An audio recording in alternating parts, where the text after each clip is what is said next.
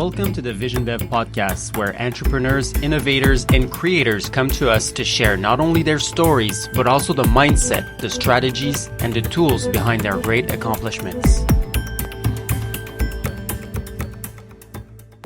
My name is Leo Brunette. I'm the co-founder of Vision Dev, a real estate private equity company. On my way to building a $100 million portfolio, I interview guests that are high achievers to understand better where they're coming from and where they're going, the tools and tricks they've accumulated, and just understand better their journey. Rivas is a real estate investment coach, and he's been advising us for over a year now. In this wide-ranging conversation, we explore the importance of building a tribe of supporters, on how to maintain a positive mindset in the difficult times most entrepreneurs face, on how to flip your entrepreneurial switch on, even when you're deep in a career and with a family. We discuss AI, spirituality, education, and many more topics. You will not want to miss this one. Well, Louis, I'm glad to have you here. Thanks for having me. My business mentor. It's an honor. Thank you. It's like when I'm coaching you and said it's like I'm coaching, Wayne Gretzky and Mario Lemieux. Well, that might be a little large, but thank you. But it's always fun. It's great to be here, and it's always fun to talk to you boys. Yeah, definitely. Yes. So we've been having these meetings for an entire year, most of them remote. So it's also fun to be in person. Yeah. It's crazy how it's like it doesn't feel that different. I find I think the energy passes through the screen quite well, but. It's the sound. It's the frequency of our voices. I think we recognize the signature, so it's just like another episode. Yeah. So, Louis, I'd love to hear about. Let's start with hearing about your business path leading up to here. I'd be curious to know what you've been through in terms of business, and just to give a little context to where you're coming from. For sure. I haven't always been entrepreneurial. I've been more of a job guy. I worked in the federal government for 22 years, and I always had that entrepreneurial thing on the side. So I was always chasing other opportunities like part-time. And it would work, but then it would kind of fizzle. And I recognize that the reason why that is because there was a competition for time and for focus between my job. And in 2022, I left my job officially and retired from that job. And but by that point, I had already been coaching, and I had already been doing real estate investments. So I'm not super entrepreneurial in the sense that I can, or that I've had experience, creating startups. My imagination is not as, it's better now. But before, I would say I just didn't have that initiation or that imagination to get, a new entrepreneurial thing going. So in 2018, I started coaching. I started being coached. I was a student of Alfonso Quadra. Okay. And then in 2021, I started coaching with Wealth Genius, and I've been here ever since. Nice. I guess it'd be very interesting to know what pushed you to quit your job and become an entrepreneur and be on your own, and how did that happen? Tough subject, but I will say that my job essentially pushed me out. And during the time of the pandemic, people were stressed out. People were different. People were broken or breaking.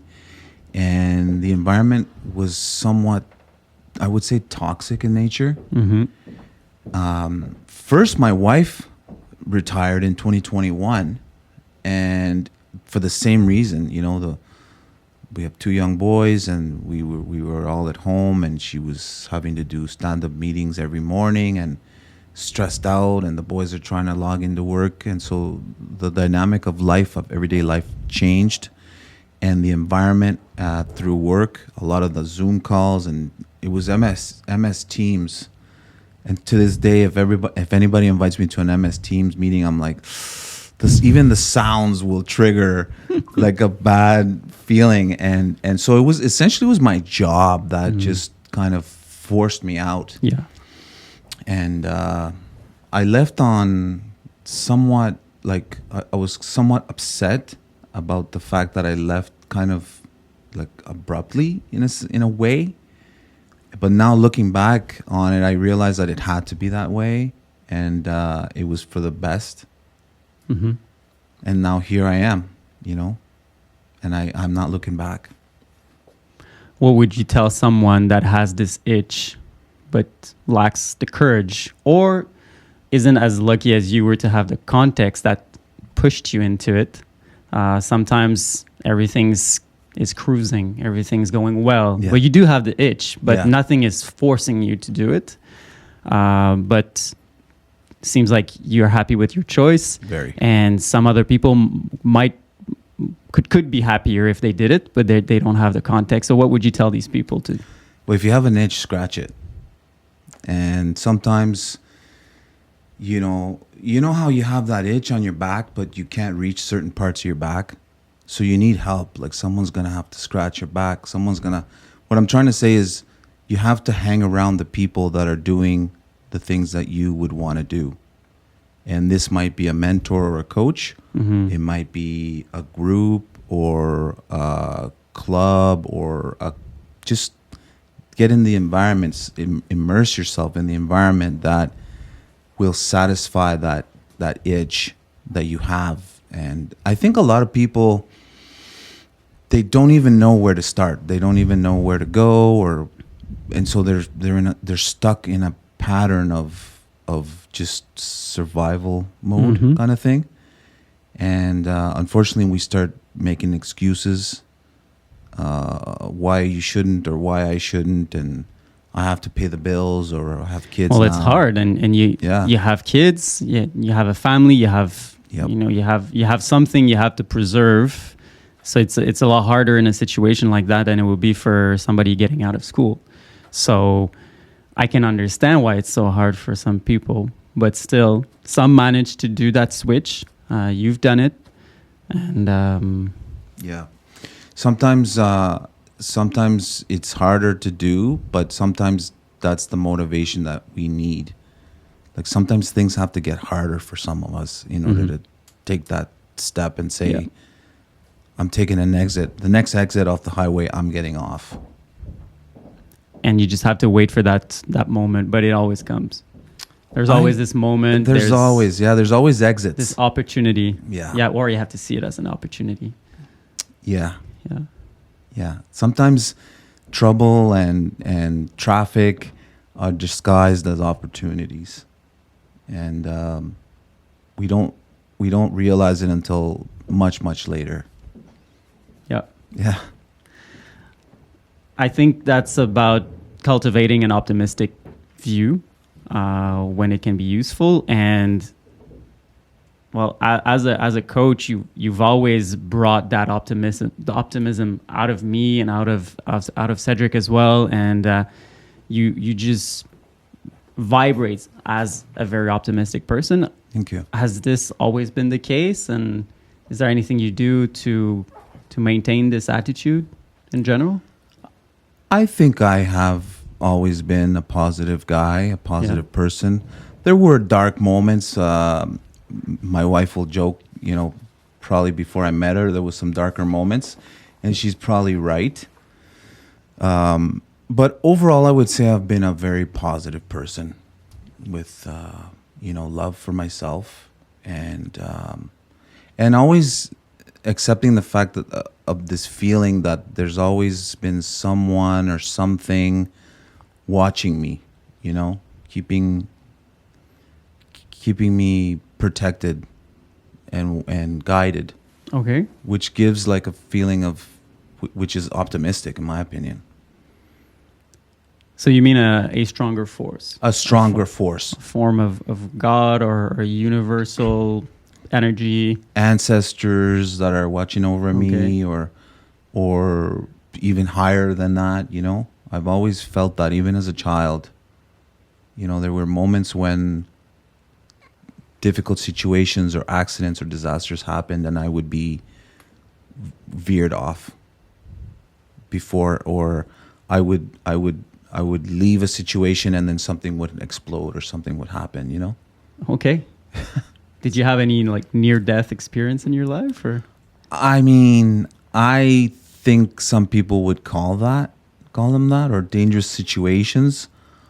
I don't know if I would consider it a near death, but there have been moments, usually when I'm outside of Canada, where there's more danger, there's more elements of danger. You know, like one time there was a whirlpool at a beach in Nicaragua, where I'm from, and the whirlpool was like eating the land, like it was eroding the beach in front of my face.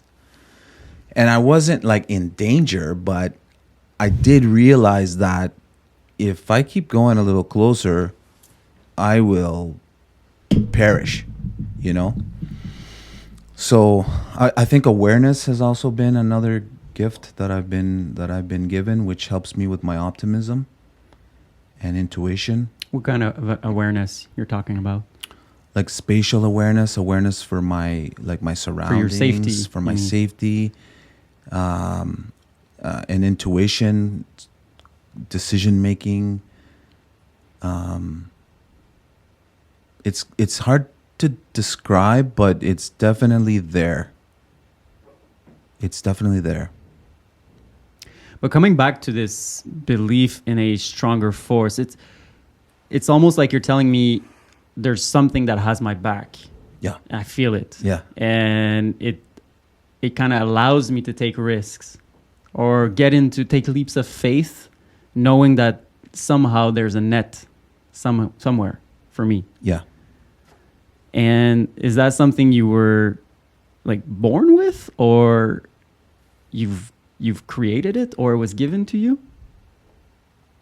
Because I'm interested in you going there, because it's something that's extremely important in business or in entrepreneurship in general, because you have to take risks. And if you're not secure with that, it might never allow you to do what you dream of doing in life. So having this kind of virtual net that you have can be quite a tool in what we're doing.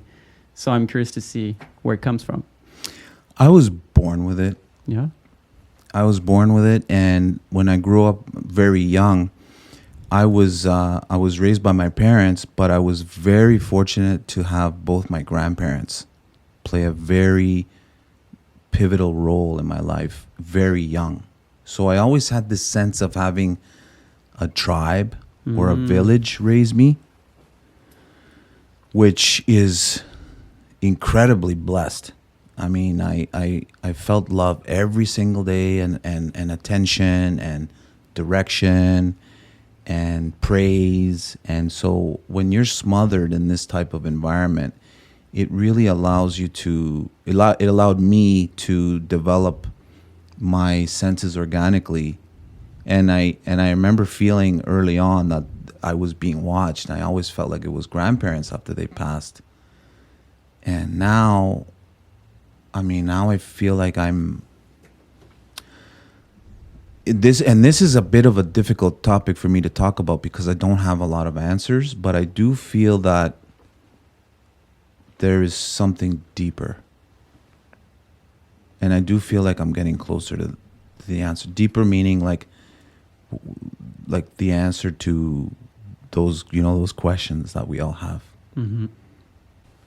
Coming back to entrepreneurship, it's later in your life that you've decided to jump into it. Is this something that was always inside of you somehow, since a longer period? Great question, and yes. Yeah. Yes, and I would say just in the last probably since getting really serious about real estate, that I remembered or that I discovered that my great grandparents, one from my dad's side, his Italian grandfather, and one from my mother, the German grandfather. They immigrated from Germany to Central America to start an entrepreneurial life, and they had some very very strong businesses. You know, like they would make concrete precasts for sewers, and they had a factory for tiles and a bakery In Central America. in Central America. And I feel like that comes from my lineage, from like them, maybe even further up the line. Mm-hmm.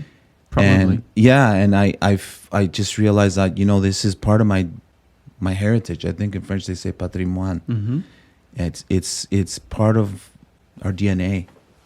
Okay. And it was during my parents' generation. I feel like that was capped, or almost, because it was all about going to school and getting jobs. That was how I was raised, you know. And it wasn't until recently that I realized, wait a minute, jobs are risky. You know, people say that business can be risky, and it can be, but if you do a proper business, it's less risky than a job. So it was a little bit about relearning for me. What's risky about a job? Well, what's risky about a job is that you're basically, it's dictated to you. You know, your salary, your vacation, you could get laid off. There's job cuts. There's salary cuts. There's a lot of decisions that are out of your control, and everything is very much black and white. Whereas in business, it can be more gray, and you can have more flexibility and leniency and capacity to make more money, a capacity to impact more people, just more flexibility, more expression, freedom of expression, freedom of income, freedom of time. Do you think anyone can be an entrepreneur? No, No. I don't think so. So it's this something inside of you that every entrepreneur has that you need to have Yeah. if you want to be an entrepreneur. Yeah, I think some people try to be entrepreneurs and they're just not naturally built or programmed for it. And so they try really hard. They do well, but they just don't have, like, they don't have that fulfillment that someone who is programmed for it is just feeling like they're in their ideal place and time. Their zone. Yeah. Yeah, I don't think it's for everybody, and thank God. I think we still need a lot of people in our society to do a lot of jobs, like everyday jobs. Mm-hmm. I was reading the E-Myth, a business classic book, and they start the book making the difference between the three hats that any business owner needs to wear and needs to pay attention to. And it's the entrepreneur, which is the visionary, the person that brings the ideas and who's willing to take risks and who breaks stuff, changes things, disrupts. But then there's also the manager, and that's the person who likes order and systems and who doesn't like disruption because it breaks the system. But that system is required to run a business properly. And then there's the technician, and that's the person that's great at doing the thing. The manager is not necessarily good at baking pies, but a good chef will be, and that's the technician. But as a business owner, when you begin, often you need to wear all these hats. Yeah. And some people are better at some parts of it. Yeah. You can't necessarily be as good as it in every three, but I don't think every entrepreneur needs to be really high on the entrepreneur side. You could be a very good technician who starts a business. You just need to develop, I guess, parts of you that you haven't developed yet. Or find people to fill the gap. Yeah. In the short term or long term. Yeah. So some people might have the itch, but not know if they're cut for being an entrepreneur. What would you tell these people? How to know if that's real entrepreneurship you have in you? I would say try it. Give it a shot. Mm-hmm. Sometimes you don't need to you don't need to have an itch. Sometimes somebody else could have an itch, and you could just plug into a system or bring a system into the entrepreneurial equation, and you're fulfilling yourself as well as fulfilling others. And it's my belief that if you fulfill more people, eventually this will come back to you like tenfold, 10x, 100x. So I would say if you're not entrepreneurial in nature in terms of creating or cooking up an idea, you might be better served to plug into something that's already existing that requires like an infusion of systems, of order, of structure, culture. Mm-hmm. Yeah. So finding the missing piece of the puzzle. Yeah. Finding out, like knowing what you're good at and finding out who requires this type of help. Mm. So you do believe in partnerships? Big time. Yeah. And what would you tell aspiring partners? What are the pitfalls you don't want to fall into? Any advice on picking the right partners? I would say know your strengths, know your weaknesses, and know the strengths and weaknesses of your partner. And don't try and, be a visionary when you're an integrator and vice versa. And in terms of picking a great partner, I mean, it's just like a marriage. Like I knew I was going to marry my wife the moment I saw her. And it sounds really cliche, but sometimes when there's that coherence between two beings, it can be really like instantaneous. And sometimes you need to date the person or get to know the person, the potential partner, and make a decision after some time. I heard a great advice recently, which was, if you're thinking about bringing someone or going partners with someone, bring them to dinner. See how they interact at the table. See how they treat the staff. Mm-hmm. See how you feel after spending time with them, Yeah. And look at the track record of the person. Look at the character and the reputation of the person, and then make your own mind, I would say, because there's been times when people say, "Oh, don't go near that person," to me, or stay away from that person, and that really intrigues me. And I look at who's giving me the advice. Is it someone whose advice I really follow, or is it someone who's maybe coming from a different place in time? I like to check for myself to see if I can find the good in people. That's not to say that if I find somebody who's negative, I'm not going to run the other way. That can definitely happen as well. Mm-hmm. I'm not afraid of preserving my battery, so people are either draining my battery or they're like fueling my battery, recharging my battery. So you've ended partnerships before? Oh yeah. Yeah. Yeah. And you're happy you did it? Yeah, I think it's been more of a situation of like not proceeding with partnerships, because I really do follow my intuition, and I know when not to proceed. So a lot of people will make a decision and they'll say, well, now I have to live by it. Well, this is going to potentially be a more painful decision the more you delay the breakup. Yeah.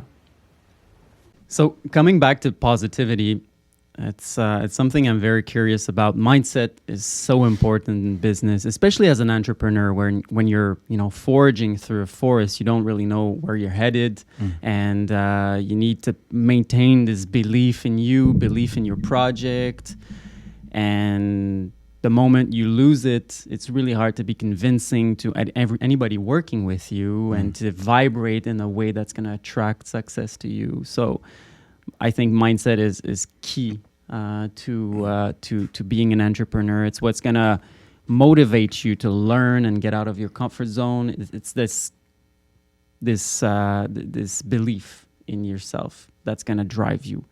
And I know you work with a lot of entrepreneurs that are starting their business, building their business. They're at a situation where they want to believe in themselves, but they have no proof yet. They're working at getting this proof.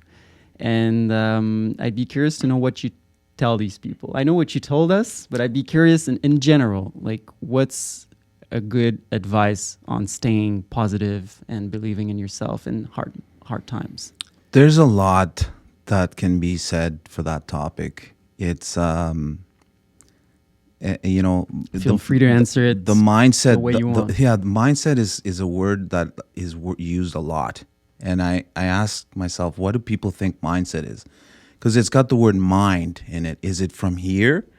When I think of mindset, I think of it as like a holistic thing, like almost more heart driven, where it's more of a feeling, more of a guttural, like visceral type of feeling. Because oftentimes I find my mind gets in the way of that feeling. And I've been doing a lot of, soul searching and researching about mindset and about manifestation.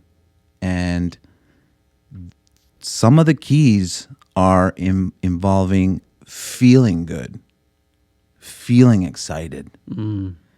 Because thinking positive thoughts is almost like the first thing.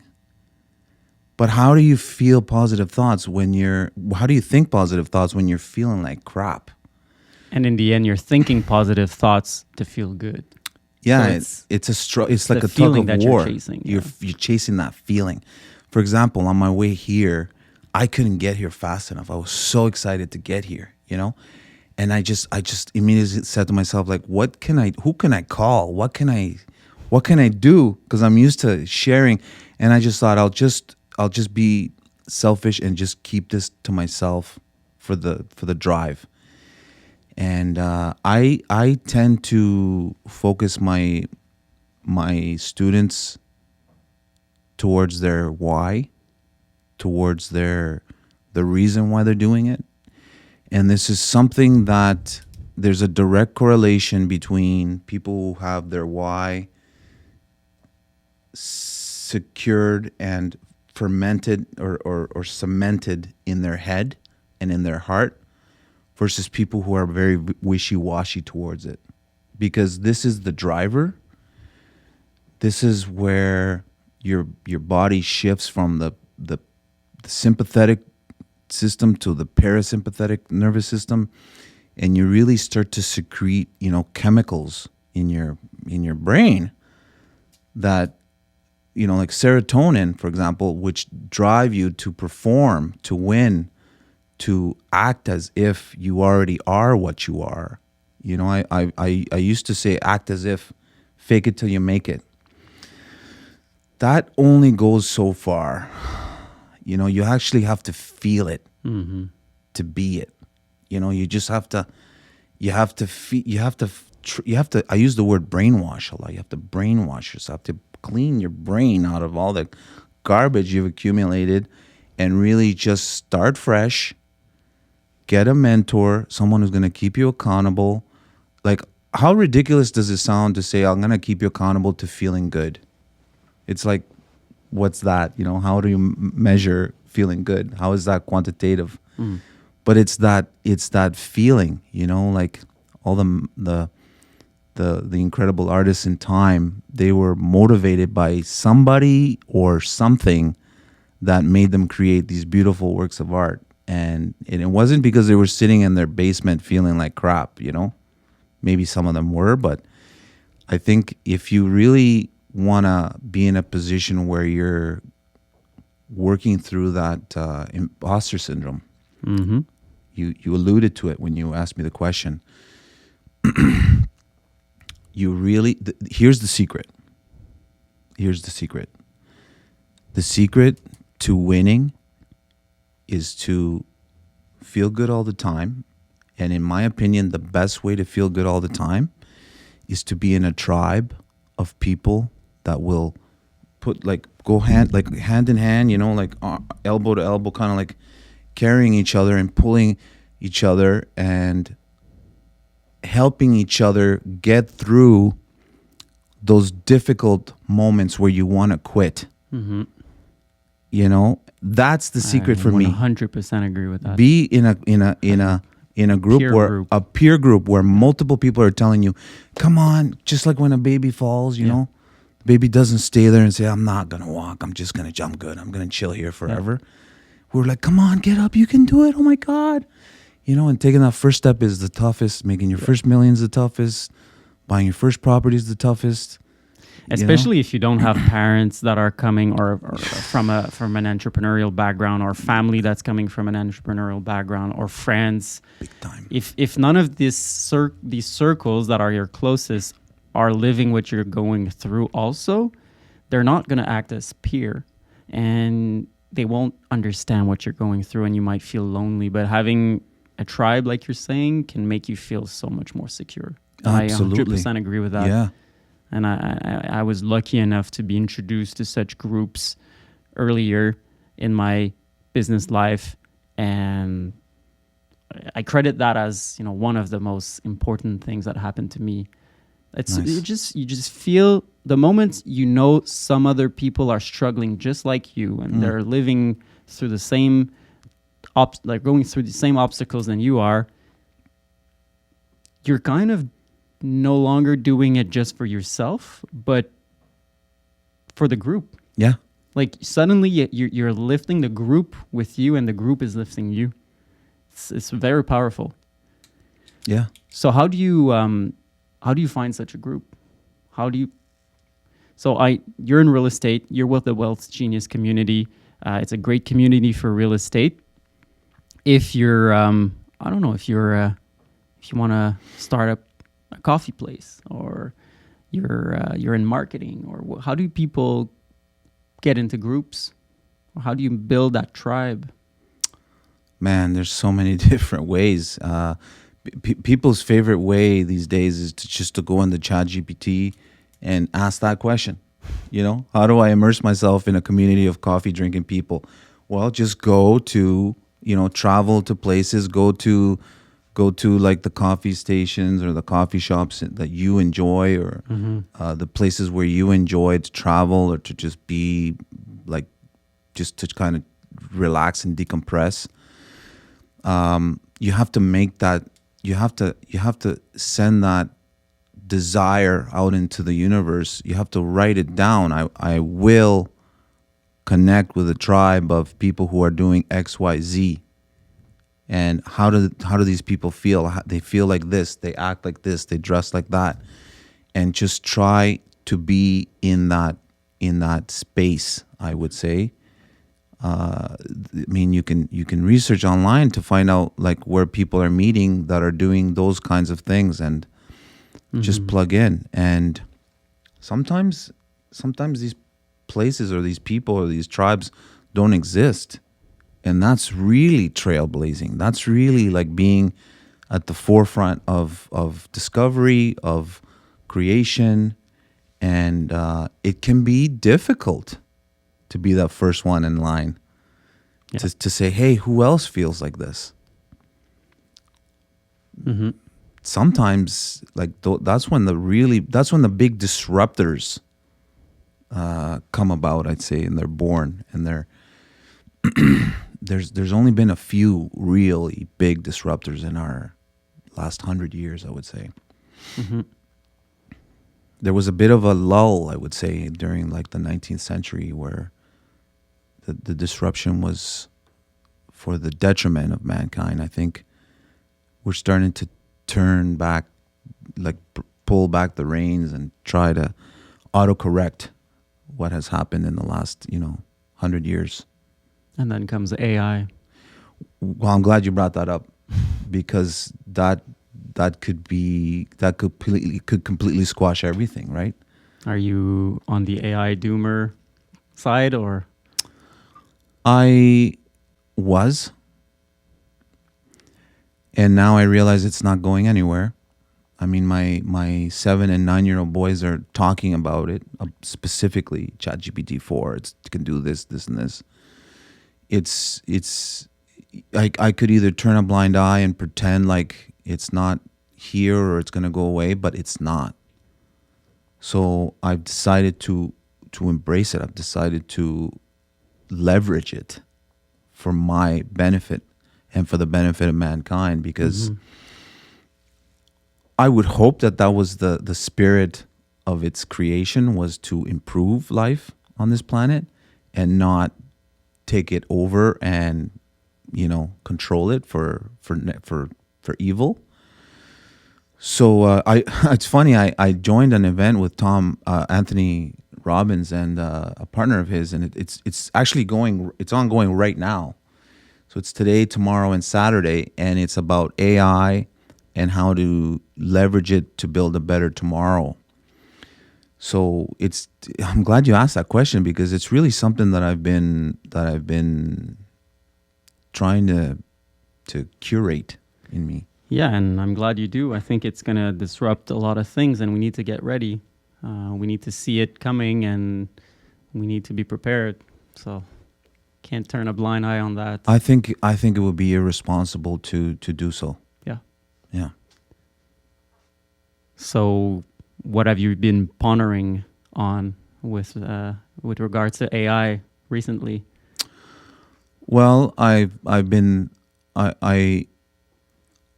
feel like it will help me to either create or improve businesses or business structures in order to become wealthier, but not wealthier just for the riches, but wealthier so that I can impact more people. Essentially, I feel strongly that how AI... do you see that happening? For me personally, Yeah. I feel like AI will provide some insights on areas or niches in business and in real estate, which It's going to reduce obscurity. yeah, it's going to help reduce obscurity. It's going to help to help others become more self-sufficient. I think we've been too complacent and expecting the government to take care of us, and everything's going to be great.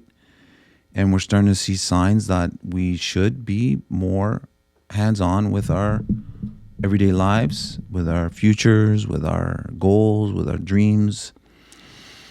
And economically, we are in a position where we can really be in control of what our destiny is going to be.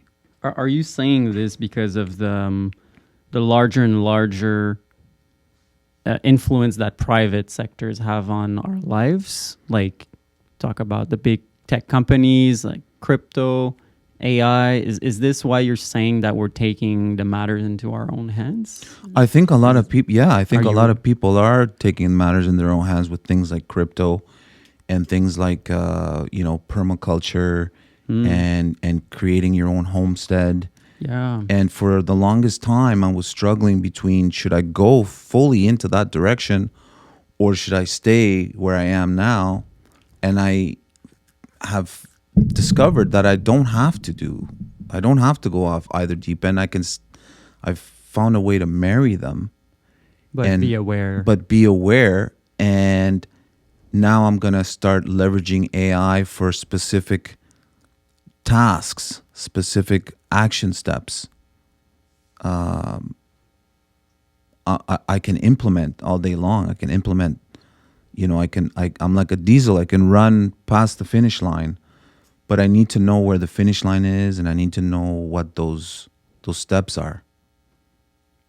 So we're both operating real estate investments. What do you see? How do you see AI impacting real estate in the short run, long run? In the short term, we're seeing a lot of, a lot of the admin stuff, a lot of the VA stuff is starting to go down that route. Okay.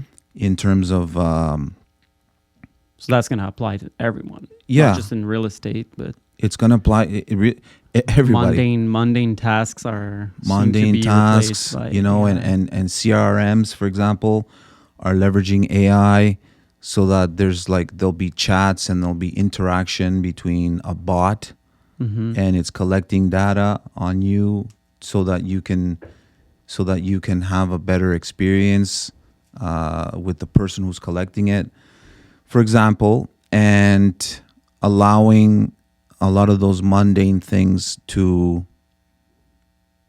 not take up our time.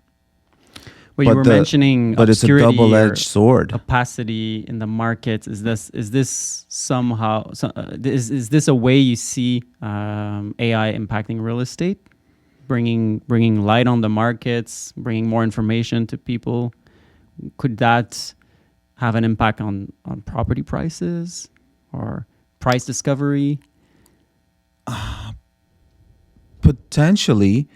I think in real estate, since there's always going to be that exchange for price or money for dwelling, it's a relationship where AI won't be able to replace that. It will only be able to help that. It will only be able to enhance it, the interaction between a landlord and a tenant.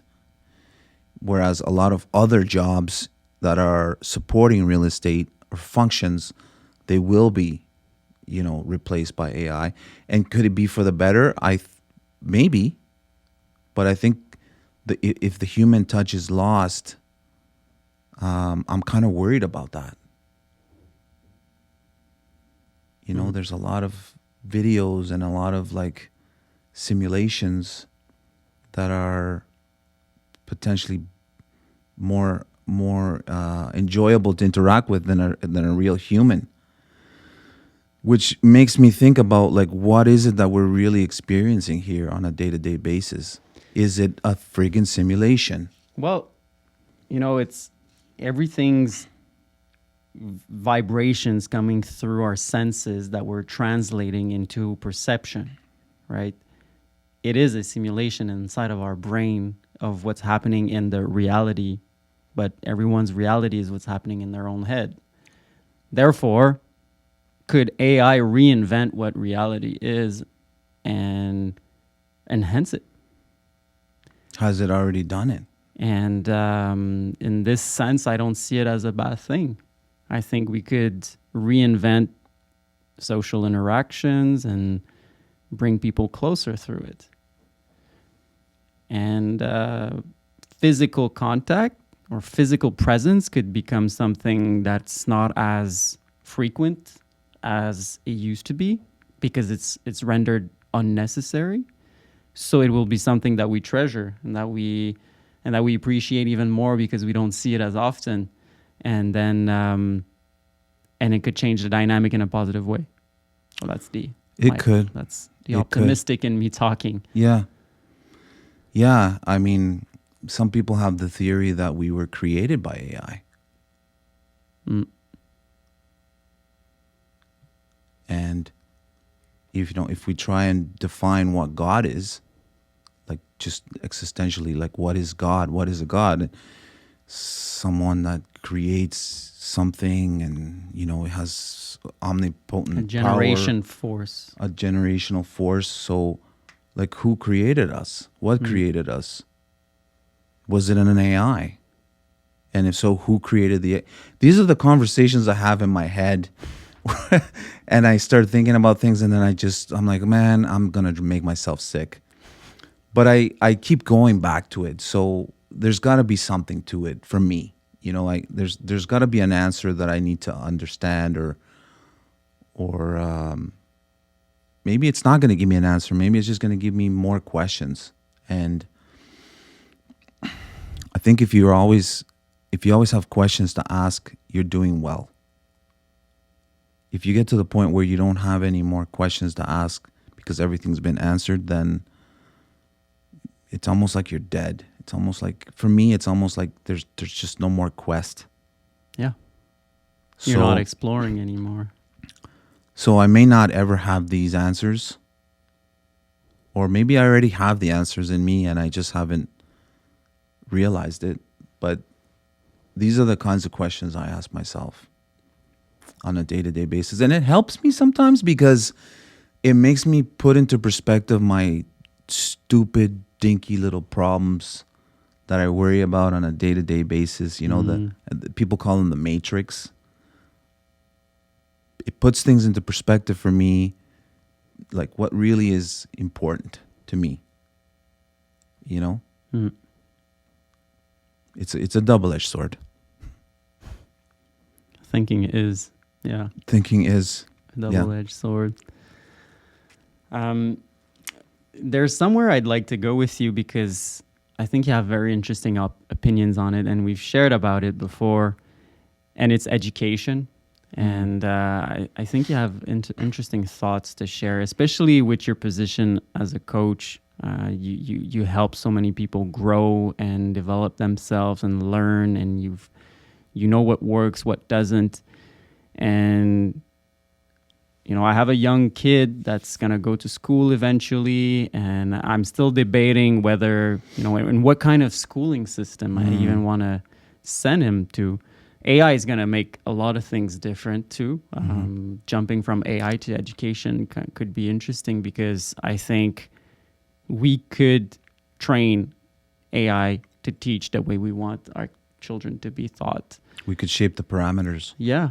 And that could make, you know, that could be a great tool for teaching. Yes. But you know, let's start with, what do you think is wrong with the current schooling system, the way children are being taught? There's a lot there. At a high level, I would say that it's very cookie cutter, very black and white. And we realize that, at least I do, that in our society we're rarely black and white anymore. We're very gray and sometimes technicolor, and so not all children learn in a certain way. Certain children need more hands-on and tactile, tactile interaction for learning. And if they don't follow the recipe, they're deemed to be problem child or difficulty learning or ADHD or blah, blah, blah, They'll be blah, labeled. blah, blah, blah. Labeling. And it's a controversial topic, but, you know, schools get extra funding when there's children in their school that have those labels. Schools will get more money from the province for, I guess, programs and systems and whatnot, you know, for the children. I feel like there's an overwhelming lacking component of entrepreneurialism, business, finance for children in the curriculum. Like metaphysical, even like meditating, teaching kids how to use their intuition, emotional intelligence. You know, there's a major component missing. Not to mention physical, you know, like education. I'm really partial to a lot of these jungle schools or forest schools where they will teach the kids, you know, the ABCs and the 1, 2, 3s. But they'll show them how to hunt. They'll show them how to fish. They'll show them how to interact with nature. You're not into these schools, you said? I am. You are into these schools. Very much into these schools. I know they're onto something because it's showing kids how to interact with their earth. Their home. Their home. You know, something as simple as walking on the ground barefoot has a huge impact on how you will feel and how you will learn and how you will interact with people. And you can't get that by sitting at a desk, pupitre, from 8 until 3 every day. That system I have is a broken. feeling that it's a very rough word, but it's a daycare. It's a daycare, okay. I would even use a harsher word. and this is probably going to come across as controversial, but they are mimicking prisons. Hmm. It's how to make a whole like how to make our children busy while the parents are being productive, Generating money for and tax, generating money for the GDP. it's obviously like, yes, children needs to learn about maths, to conceptualize. Perhaps that's too much of a linear way of thinking, but I think maths are useful, and we need to understand them at a young age to understand the world we're around. Language, communication is extremely important, so that we can communicate properly. But too much of these things will bore so many of our kids to a point that they're just not going in it. They're not learning anything because they're being bored by it, because the way it's being done is boring to most kids, I think. Yeah. And there's too little, like, we're so afraid that they're going to be missing something that we're cramming too much material into a day, too much sitting, and that's just not a formula for success with a 7-year-old. No. It's a recipe for disaster. Yeah. But that's what our resources are capable of providing our children right now. Like when you have a large group, just one teacher, you can't take a 30 kid group into the forest with one teacher. Like you'll need an army of teachers. Yeah. You'll need to be 1 for 5. Yeah. If you go and take them out in the forest. And I think there's a resource problem, or I think there's we don't care about educating our youth enough. We care about, as a society, we care about them being safe and preoccupied at a school while we are stuck in traffic. And this is one of the things that my wife and I learned since the pandemic, is that we've restructured our lives in such a way that the idea of going to a job day in and day out is so foreign to us that, you know, if we have to go like in the middle of the morning to downtown for whatever reason, like we really notice how much we have adapted away from that. And our children too. You know, our children resoundingly said, we do not want to go back to in-school learning once the pandemic was over. Like we listened to them and we said, okay, you know, and now we have a closer understanding of what they're being taught. We can audit it, you know, we can discuss it. We know exactly what they learn about every single day. We don't need to ask them, what did you learn about? You know?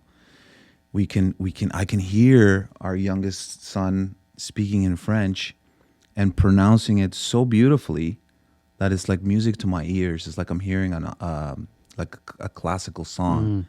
I feel like I know I'm more present in their lives, and so is my wife.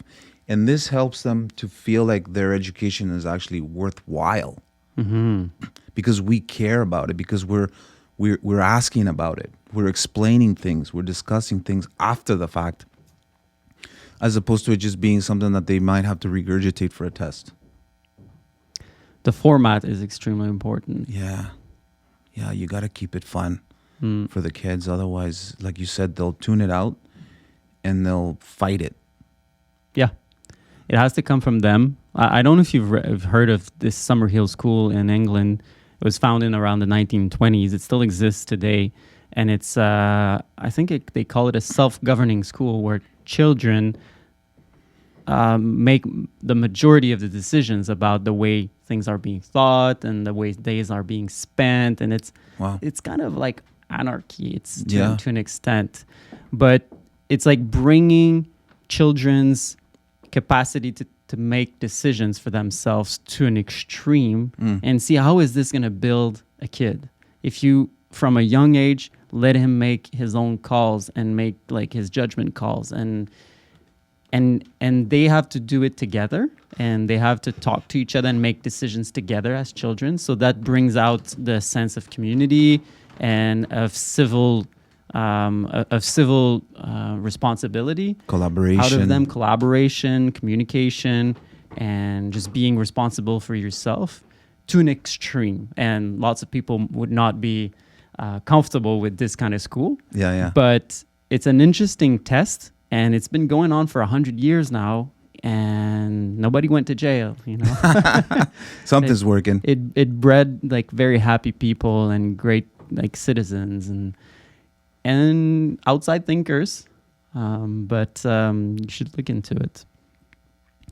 And I think we should bring more of that into education, because when children choose the topics they want to learn about, they'll remember it. They'll remember because they enjoy it. And if they enjoy it, they'll remember it. If it's a game, if it's something that they're really into it, they'll be in the flow state when they learn. It's not being forced on them. And they're more creative. You Yeah. know, the brain waves are more alpha wavelength, where they're just in the creative zone, in the manifestation zone.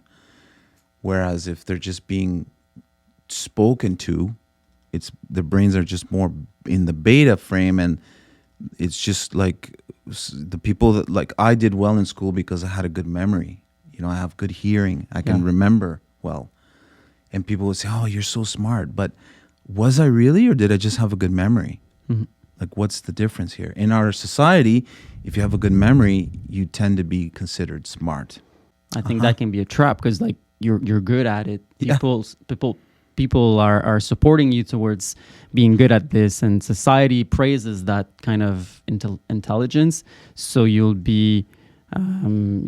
think that that's the right way for you, even though it's not necessarily what makes you happy and where you're the most powerful. So, Wow, I never heard it being explained like that, but I completely resonate with what you're saying.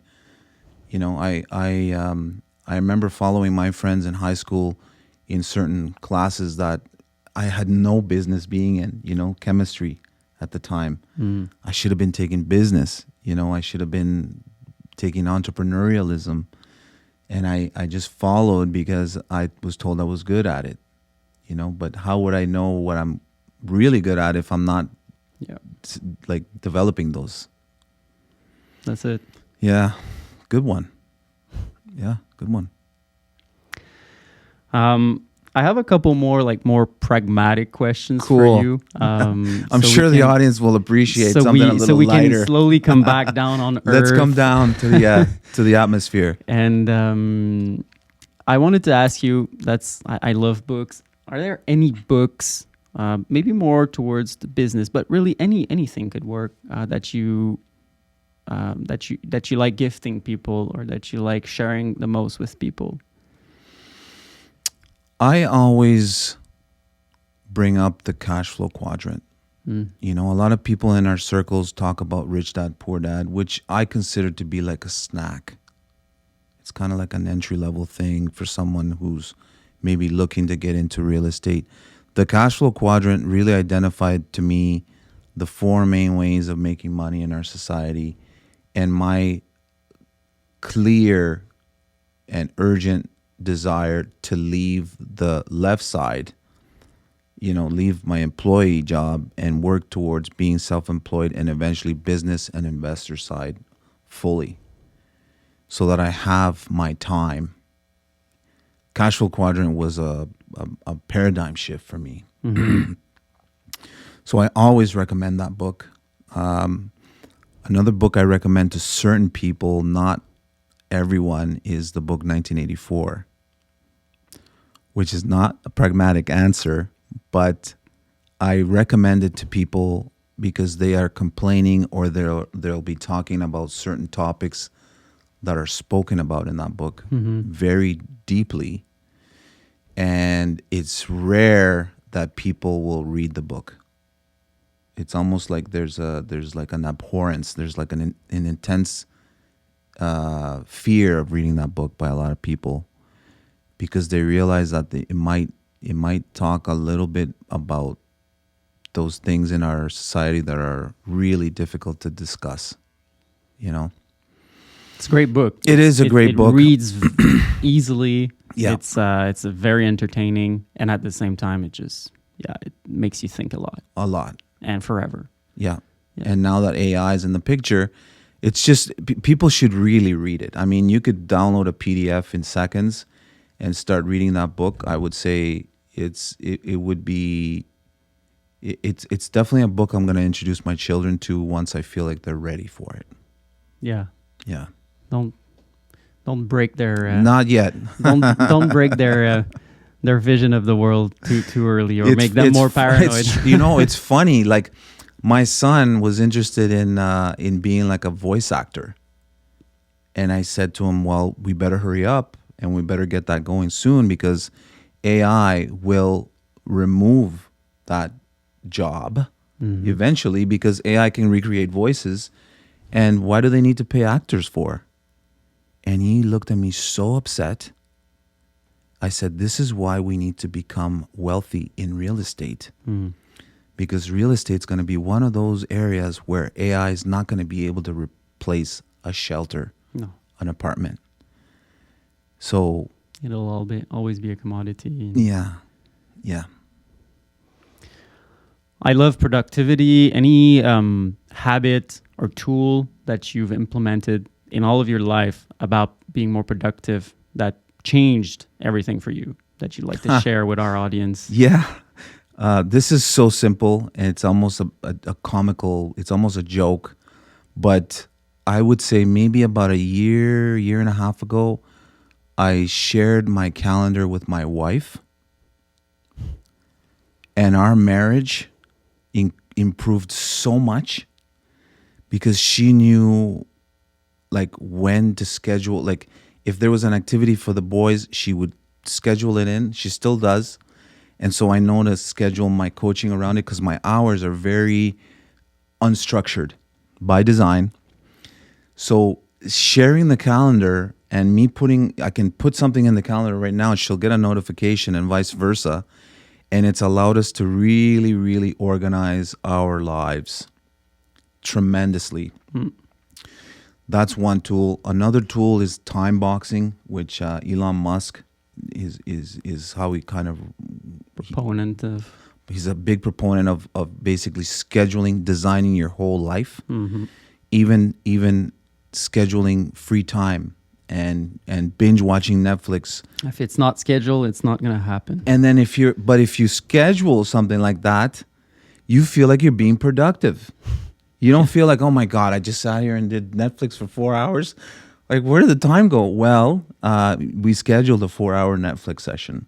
Man, I need to schedule one soon. You need to schedule in every single thing. It's tough, man. It's a tough, like my weekends are not scheduled on purpose. But you can schedule not being scheduled. Exactly. You can schedule being like free and. Exactly. So I find those two things alone, productivity wise, are huge tools for me personally. Thanks. I'd like to finish with a question from a great podcaster I love, Tim Ferriss. He often ends his episodes with this question. I think it's brilliant, and it's if you could have a universal billboard that everybody could see, what would you write on it? Wow. I don't know if I can answer that. You don't have to. Not that I don't want to, but I don't know. Like, if I follow my PowerPoint, my slide deck style, which is put very little on the page, and just have the image with maybe one or two words be something that the audience can interpret because they're very subjective, I would probably put a very beautiful landscape, maybe a sunset with like the ocean and a mountain, like a rolling hill, and a picture of me, like just kind of sending like. You know how those MMA guys they square off against each other and they'll be on a picture and they'll be like this or they'll be like this or like this. I would just kind of maybe it would be a picture of me just holding my hand out, just kind of offering energy to the person that's viewing it. I might not even write anything on it. I would probably just put a picture of myself. So you'd be sharing good vibes. Yeah, I would look to share and transfer the vibration as best as I could with as little words. Oftentimes, I just realized that oftentimes I'll comment on someone's post and I'll just do a one word in caps. Because in our society, we focus on the words. We obsess over the words. And it's only like 8% of communication.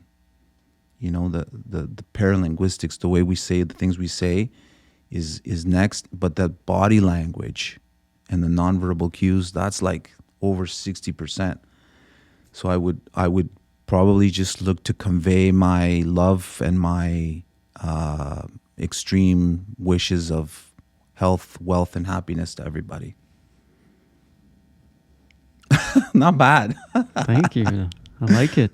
Thank you. Thank you. Louis, This was awesome. it's This was been a blast. amazing. Yeah, you have a beautiful studio here, Thank you. and the feeling that you are cultivating and curating with your team and with your partner and with your families is really inspiring to me. I'm very proud of you guys, all of you, and